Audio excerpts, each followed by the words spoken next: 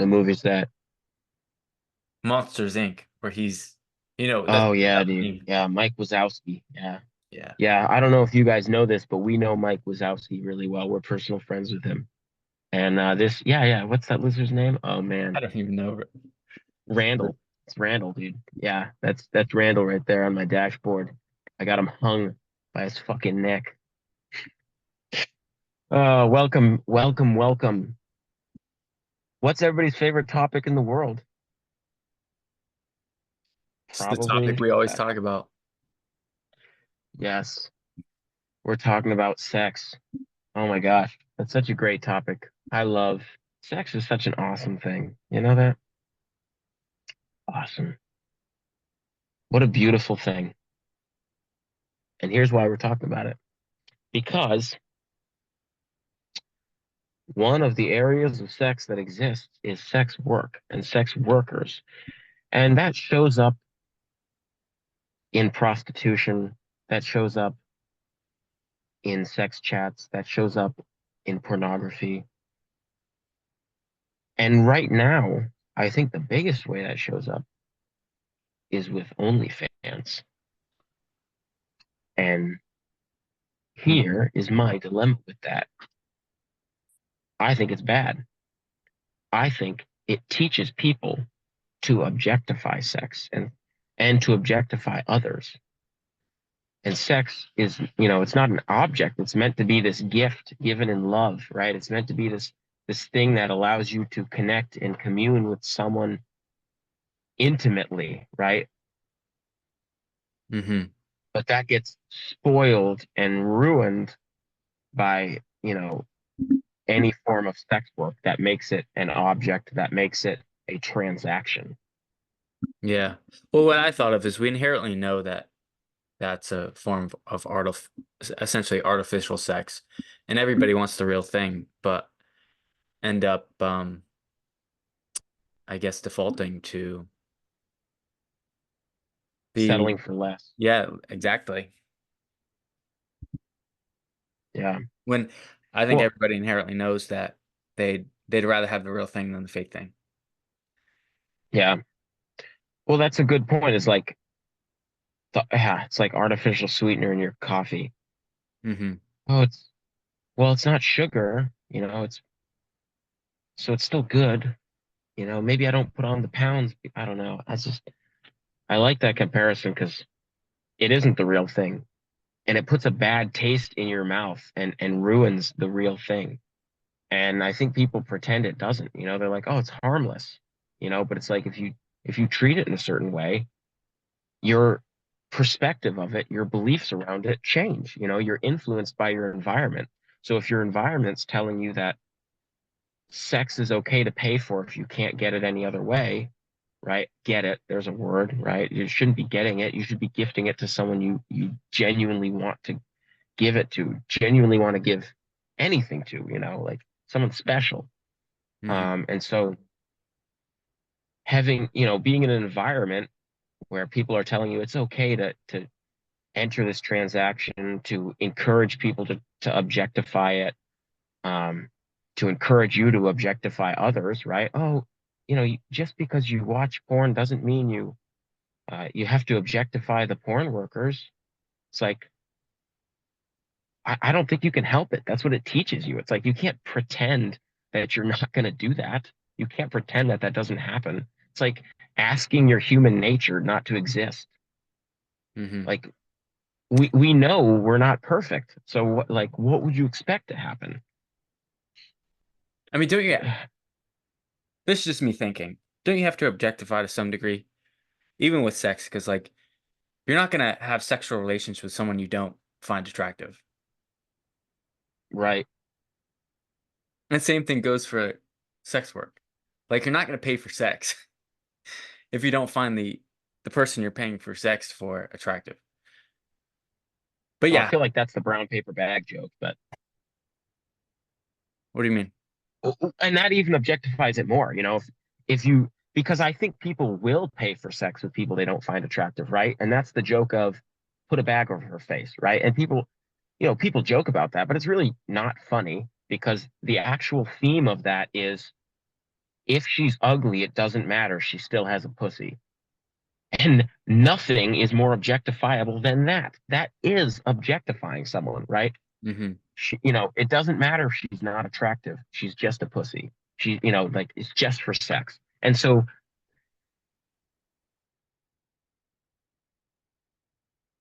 Look at that. He's frozen. He does that every once in a while.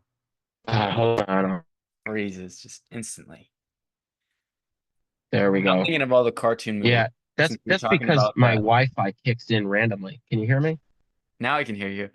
Yeah, because That my was funny. Wi-Fi just kicks in out of nowhere, dude. Who was that cartoon character you quote every once in a while from Mr. Incredibles, the Mr. Freeze guy? Because I said every once in a while Where's his my name. super suit? Yeah. Yeah, Anyways, Frozone. where were you? I don't even know. But You were talking about the brown paper bag, right? Because you were That's like, that's right. nobody has sex with someone they're not attracted to. And that's not actually true. Like, that's the brown paper bag joke. I don't know if you heard me say that, but like, everybody jokes about that, but that is an objectification, right? Throw a bag over her face. It doesn't matter what she looks like. You're just there for the pussy. That's an objectification. So people might argue, well, it's still some form of love because I wouldn't have sex with people I'm not attracted to. It's like, yes, you would. If your animal instinct just needs a release as a man or even a woman, because I know I've met women who are just like, I I just want dick, and like, Hmm. yeah, I get it. Like sometimes you're there and you are just objectifying it. You are sitting there going, all I want is to satisfy my own pleasure, right? Which is a misuse of sex. And it is an objectification of the other person or, whatever, the act itself. But I think that's the theme of this is you're settling for less. And like even Yeah. for anything, if you decide to settle for less than you know you're capable of, then then you should know that that's not the best choice. I was watching one of those big, those, it was kind of like Fresh and Fit where, it was a couple of folks sitting down at a table and there were some guys, there were some girls. And one of the girls was a escort, right? And she was like, "No, I'm a sex coach. Like these some of these couples need me to fuck their husbands in order for their relationship to work." And the guy was like, "Oh no," the one of the chicks was like, "No, that's such crap. Like Mhm. you're in the wrong marriage if you think you need to throw another body in your marriage to make it work."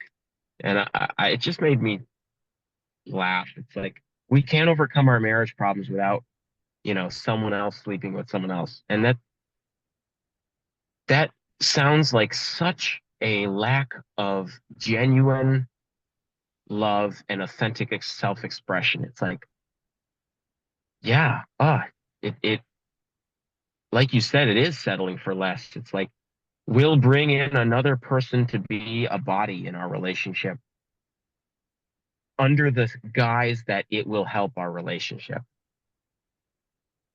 And it's it's it is very cringy because on a heart level, it's sad. It's like, no, no, I think you're missing something bigger. Like I think you're experiencing wounds that you're Hmm. not, opening up to the light properly. Hmm. Yeah. I mean the whole thing is missing something bigger. It's like you said in the beginning, about how sex is a great thing. Like and that it's so much more than just objectifying. It's so much more than that. And it's kind of mind-boggling to me to realize that people have so low regard for themselves that they'll choose somebody that won't even choose them. That will choose Yeah, that right. that They're will there choose, for the money. yeah, They're there exactly. That will for choose the the money versus you genuinely. And right. and then And why would you want to give that to that's them? what that's about too. That's what makes it a beautiful thing as well, is you choosing someone that's reciprocal.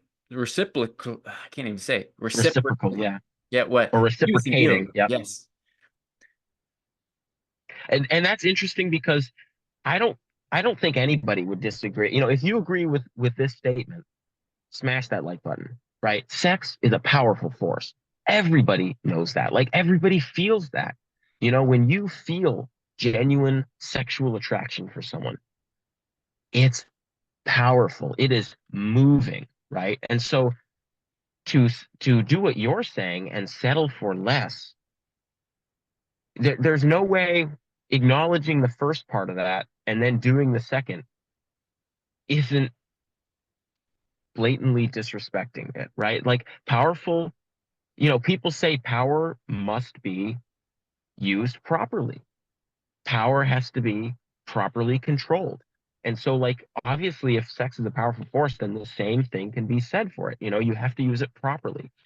And that's not in a transactional or objectifying way. And I've heard people say that, a relationship's a transaction. I guess to some degree, but there's also an aspect of it that is deeply spiritual where it isn't transactional and it's simply loving and gifting and, living in faith and hope and yeah, faith, like just this not expectation, but belief that great things will come without anything coming to you, right? Without a transactional half of it. It's letting go of the transaction and saying, I'll give my best to this person and have faith that they're going to do the same and that they are doing the same, even when it looks like they're making mistakes. Hmm. And so, like, yes, I understand it's easy in the sciencey aspect of things and the logical and rational aspect of things to see relationships as transactional. And to some degree they are, but there's also a deeper part of relationships where you're actually walking in faith, where you're free of the need of a transaction, where you're gifting yourself, including your sexuality, including your sex and your desire for sex, without, looking for anything in return or expecting anything in return, Yes. and just open. Yeah, I absolutely agree with that. Absolutely agree with that. There's this animalistic side that, which is that transactional side, and then there's what makes us different. What makes us more is is making it more than Divine, animalistic. Yeah, side. right? Um, just pleasing the desires of the flesh, but making sex much more than that. And I mean, I can go to rant on sex because it's such a, like, we forget how great of a thing it is and how it connects all of us. I mean, you could look at it with that demeaning view of, oh, it's just, it's just this small category in my life, my sexual attraction, or you can see it in a way where this connects all of us. Like, we all come from sex. Sex is more than just even between a man and a woman. Like, this is this is what creates new life. I think of It's when a you say very that, special thing when cultivated properly. that makes me think of like the internet or your cell phone service. It's like this is something that we take for granted because our cell phones are always connected, right?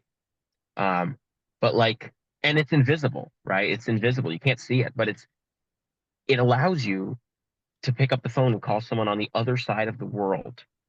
You don't have to travel. You don't Yeah. have to wait. You can pick up your phone and in seconds you can speak to someone on the other side of the world. Like that's what sex is. It's this powerful, invisible force that you kind of take for granted that exists deeply and allows for this immense divine connection that is just unimaginable. And one of those funny things is, people will sit there and they'll defend their bad habits. I understand that, right? But they'll be like, don't objectify sex workers. That's inappropriate. It's like sex workers already objectified themselves by making it a transaction. Like you already did that to yourself. And if you put yourself out there in that way, then people are going to see you in that way. Um, you're not appreciating the deeper message and the deeper reality of sex. It's like once you put yourself out there in exchange for money, you make sex about a transaction and you take away that spiritual aspect of it, that divine aspect of it that makes us greater than humans, right? It makes us not greater than animals, right? Yes. It makes us greater than the animalistic side of ourselves, and it brings us into a spiritual aspect of ourselves that we often forget exists, you know? So yeah, the minute you make sex about money or getting something, you objectify yourself, you allow others to objectify yourself, and you make it about a transaction, and you erase the ability to experience sex as reality, Mm-hmm. its divine purpose. It's got to be a gift. It's got to be expressed in love. And I I want to take this moment to not say you should feel ashamed if you're not doing that. Like I understand the challenges of porn. I understand the challenges of sexual desire. I understand what it's like looking at someone attractive and wanting them, right? For a reason outside of a spiritual or loving or heartfelt place. It is challenging. So don't, beat yourself up over that. But understand that that that lower want comes from a deeper, more spiritual want that you can actually um, bring yourself to. You can transcend the lower animalistic desires of yourselves to a more beautiful, wholesome, gifting, completely open and loving aspect of yourself. See it as a sign to a higher form of yourself. Yeah. Yep. What he said. You just assume my Just, gender. just, just that. I think, like I said in the beginning too. It's like people inherently know they're settling for less, Yeah. and and yeah, and you don't have to make it that. Like you don't have to make it objectifying. It's not where it should be. That's not how it should be. That's not what it's meant for. And there's so much more power behind that. There's so much more meaning behind sexual desire than just some small category in your life that you can push aside and objectify. Yeah. Well, and you will do that, you will do that if you don't allow yourself to understand it, right? And if you don't hold yourself to a higher standard. Um, so yeah, like that's what a lot of people do. That's what I do sometimes. So you have to open yourself up to the understanding and realize that what you've been saying, Daniel, there's this aspect of it that is, oh gosh, how do I, how did you put it? It's below you. It's a form that you'll use inappropriately if you allow yourself to. Hmm. Man, I'm drawing the biggest blank on the word you just used, Well, right? But I yeah, said transactional. I don't know which one you're thinking about. So, You'll use it transactionally. You'll allow it to become an objectified aspect of your life if you don't hold yourself to a higher standard. hmm. But I feel like we're beating a dead horse here. It's a spiritual thing. It's a powerful thing, and it has to be treated with reverence. And you have to um, compassionately lead yourself to that place, whether it's something you want to engage in yourself or whether it's something you have been, seeking to make money from and have others engage in with you. Um, you have to learn that it requires respect and that you require patience in your journey to get there. Yeah, yeah. I don't think nobody ends up treating sex as a transaction like instantaneously. It's it's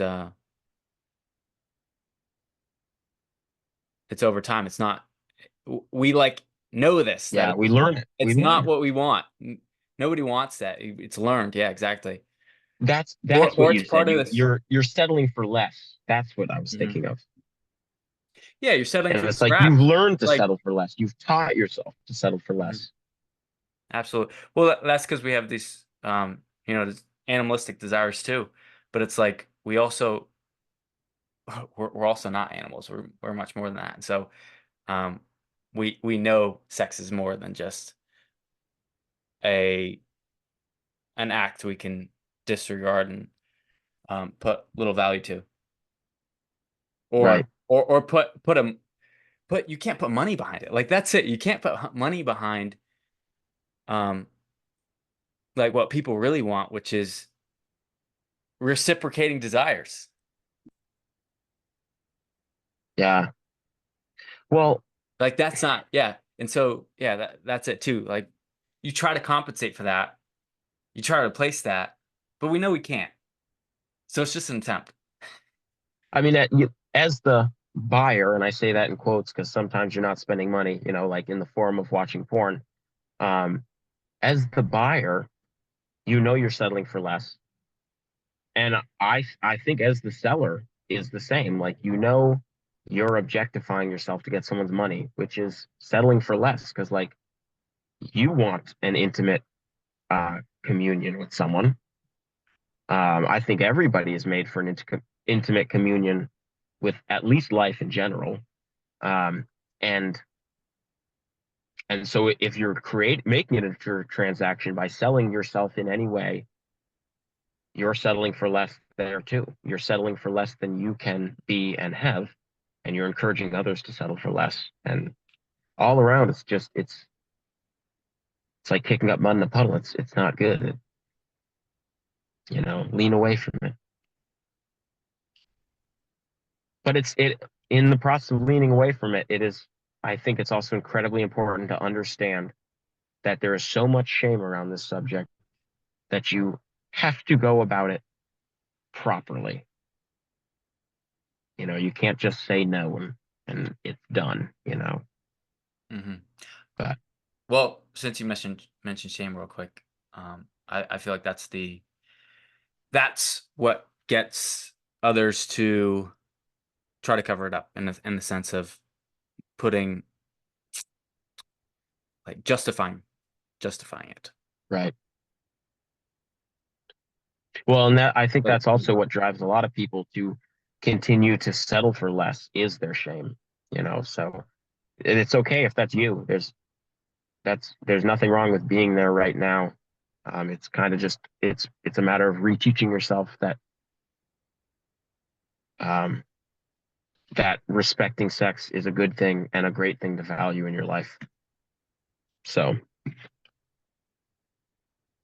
subscribe because I know you learned something about sex today, and I know you want to enter a state of deeper consciousness and become a better version of yourself. he's saying So, he knows you're meant for more. yeah, you are meant for more. We all Don't are. allow yourself to be objectified and don't Yeah. objectify others. Yeah, we So, inherently know that. We know that. We already know that. We just learn it's to built unlearn into that our we know that. soul, built All right, into our guys. soul. Anything else? So that's it. No, dude.